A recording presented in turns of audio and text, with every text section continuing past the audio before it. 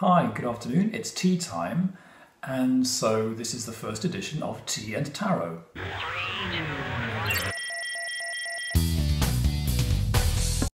Today I'm having Lapsang Souchong, which is my absolute favourite.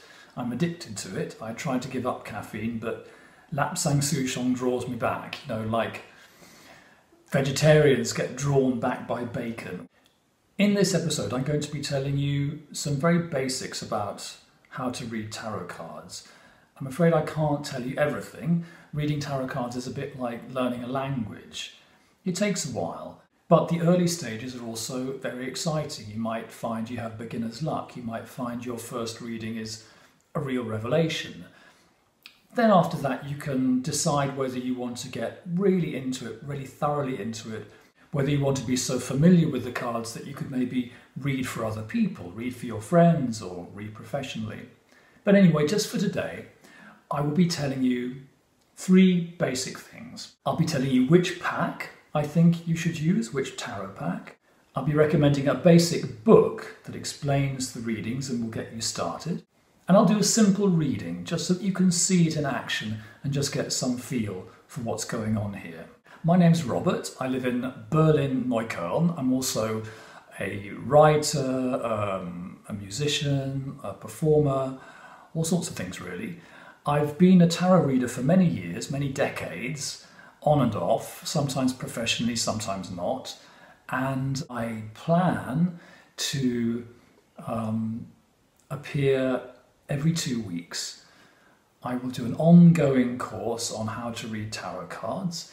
And I will also do readings, maybe one reading at the beginning of each month to give you an idea of what I think the month has in store for us. And then maybe some other little readings here and there on the other weeks. This is a pack of tarot cards. As you can see, it's satisfyingly thick, isn't it? It's 78 cards. That's a bit more than the normal pack of playing cards that we're used to. That's because there are two parts to the tarot. There's the major arcana and the minor arcana. And the minor arcana are a bit like a pack of playing cards, but instead of 13 cards for each suit, you've got 14. You've got the page, the knight, the queen, and the king, instead of just jack, queen, king. Here's a minor arcana card, the page of wands. Here is a major arcana card, one of my favourites, the devil. The minor arcana cards, there are 56 of them, and they tend to refer to the more everyday energies, whereas the major arcana cards are more like big archetypal forces in our lives. And the sequence from 1 to 22 is a description of the journey or the potential journey of a soul from birth all the way through to wisdom. This pack that I've been waving in front of you is the Rider Waite pack. It was designed by members of the Golden Dawn, I think about 100 years ago, and they were synthesizing a lot of esoteric knowledge that they had been getting together. In those days, esoteric knowledge went through secret societies. Nowadays, everything's been opened up. It's very different. Nevertheless, I would recommend the Rider Waite pack for anyone starting tarot, and indeed for anyone continuing tarot. There are many other packs around these days, some of them very interesting, some of them very beautiful. The thing about the Rider Waite pack is that it is a very careful and very scholarly synthesis of several different strands of symbolism. There's numerology, there is astrology, there is probably Kabbalah as well in there. And these have been synthesized in a very painstaking way. So each of these pictures that you see in the Rider Waite pack is loaded, very carefully loaded with symbolism. You just have to look around these pictures and you see astrological symbols. You see the colours have been very carefully chosen.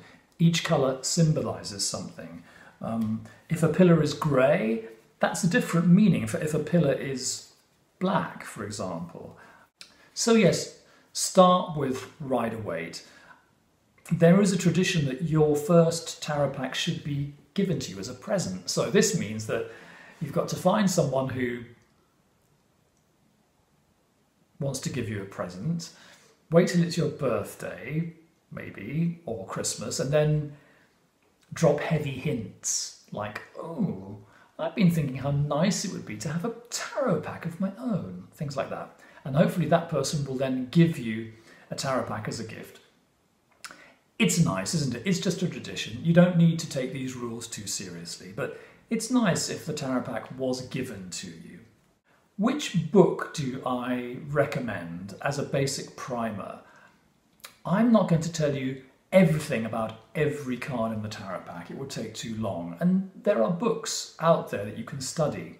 Here's a book called The Tarot by Alfred Douglas. Now, I don't think that's Oscar Wilde's nemesis boyfriend. I think it's a different Alfred Douglas. It's a very good book. It's the book that I read all those years ago at university when I was just a little baby tarot card reader. The book's divided into two halves. It tells you about the history of the tarot, and then in the second half it gives you the meanings of the cards.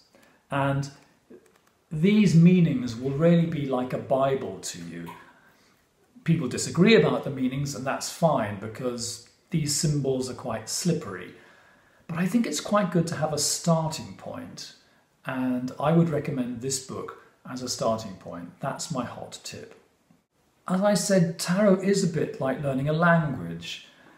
What I did was I got this book and I copied out the whole of the second half of the book, longhand, into a notebook of my own. It was a bit like learning vocabulary, you know, like you learn German or French. And by the time I had copied everything out in my own handwriting, it had really drilled all these meanings into my brain. But it's also absolutely fine to read the tarot cards, maybe for the first year or the first 2 years, with a reference book on your table. No one will mind, your friends won't mind, and the reference book will keep things grounded. Of course, the idea is to be intuitive, but what I think is really interesting is when the traditional symbolic meanings of the cards start to interplay with your personal set of symbolism in your own head.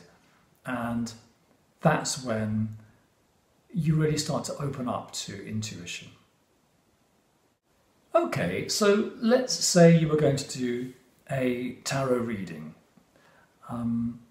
It's traditional that you have your tarot cards wrapped up in a nice piece of cloth, maybe put away in a nice box or something. That's very nice, isn't it? So get yourself a nice piece of silk or something like that in a colour that you like and keep them wrapped up. It's also traditional that you put down a tablecloth, don't you, when you're going to read tarot. You don't just do it any old place with the crumbs from the breakfast getting on the cards. You clear a space and put down a nice cloth, a special cloth that you always use for your tarot readings. You can have your tea there, you can take a glug of tea, and then off you can go. And you shut the door, make sure you're not going to be disturbed, and then if you're a hardcore meditator, you ground yourself. You take a deep breath. You put your feet on the ground, don't you? And you might visualize yourself growing roots into the earth, and that'll keep you grounded so that you don't go crazy while doing this strange stuff. If you're a hardcore meditator, you might like to imagine a light shining down from you from above, and this symbolizes the idea that you might be receiving guidance from what or from who? From your higher self, from God, from Goddess. But it relates to this Zen Japanese idea of bowing. When you bow, you acknowledge that there is something or someone that you respect, that you believe is better or higher or bigger or wiser than yourself. And this element of humility is an important element in what you're doing here. I like to tell myself that this doesn't really come from me. Of course, that's potentially a dangerous idea because it means you have permission to say any old stuff and not take responsibility for it. Nevertheless, that's a factor that we all have to deal with when consulting an oracle. Okay, so now we are a bit grounded and alive, a little bit humble, a little bit prepared, and we shuffle the cards, don't we? No mystery about that. And then we cut the cards. I always cut them twice, actually. Some tarot readers cut them once. But then I pick them up so that the first cut is the one that matters. That's the one that reveals the cards that are going to go down onto the table.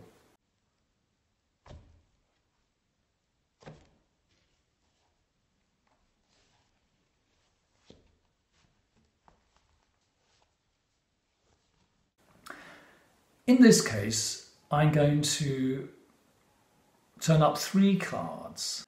And the question is, what is the energy that we are going to get from this YouTube show, Tea and Tarot?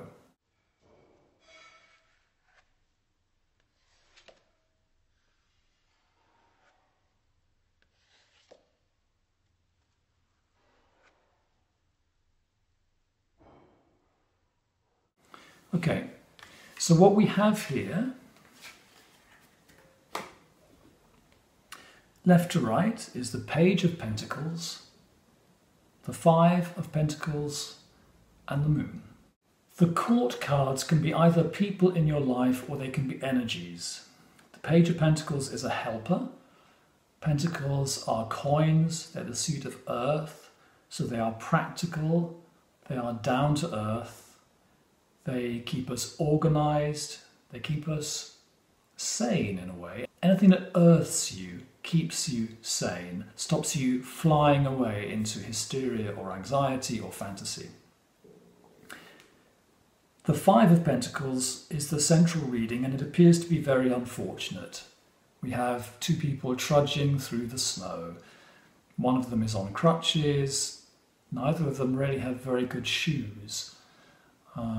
They're not very well dressed. It's a card of destitution. It's a card of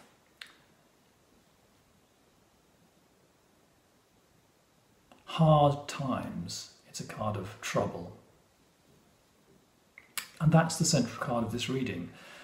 I'm actually quite surprised. I was hoping that we were going to get lots of cards about how great everything's going to be, but sometimes the tarot really brings us back into the present, and I think that's a fair card to draw as the central card in a reading at the moment. The Moon is also a card of anxiety, intense emotion, isolation, feeling that no one can really help you except yourself. You are thrown back on your own resources. And I think in these times in which a lot of people are isolated, that's also quite an eloquent card. So the 5 of Pentacles and the Moon taken together add up to this feeling of being really tested to your limits, having your faith in the future tested. That feeling of, I can't handle it, I don't know what's going on, no one can get me out of this. I'm just going to have to somehow muddle through. Okay, and we take these 3 cards together. First of all, the 5 of Pentacles, though it appears to be very unfortunate, like some of the 5s in the tarot, it has a subtext which is quite positive, and which is that in hard times, people forge connections.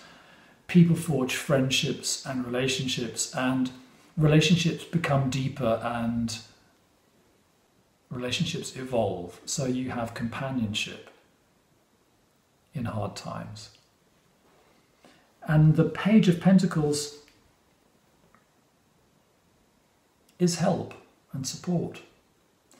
And so the way I'm going to synthesize these three cards is to say that I think this project, Tea and Tarot, in which I will be talking about tarot cards and doing some readings for you, will be a help. It will be a support, and it will help to keep us sane in these very testing times. You have been watching Tea and Tarot, brought to you by Robert in Neukölln. I plan to be back every 2 weeks. If you would like to see more of these shows, if you find it helpful and you would like it to go on, then it would be a great help if you could comment below. You can ask me questions, you can even suggest readings that I could do in the show. Like it, share it, and who knows, maybe even subscribe. So, I'm going to finish my tea and feed the cat. And get this show on the road. Bye.